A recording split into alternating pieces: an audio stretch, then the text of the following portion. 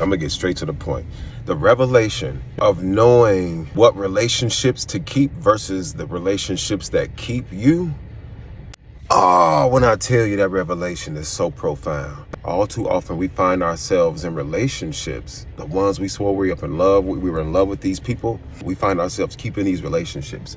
We find ourselves holding on to these people. When whole time the relationship was toxic to begin with.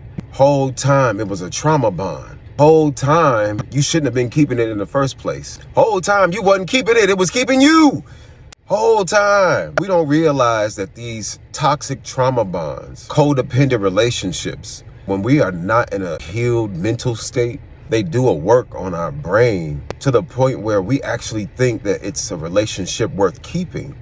When whole time the relationship is doing something to you that is keeping you from acknowledging who the fuck you are, keeping you from seeing the bullshit that's being done right in front of you, keeping you from seeing your full potential outside of this relationship, outside of the relationship that you just can't seem to get on the outside of because the relationship is keeping you.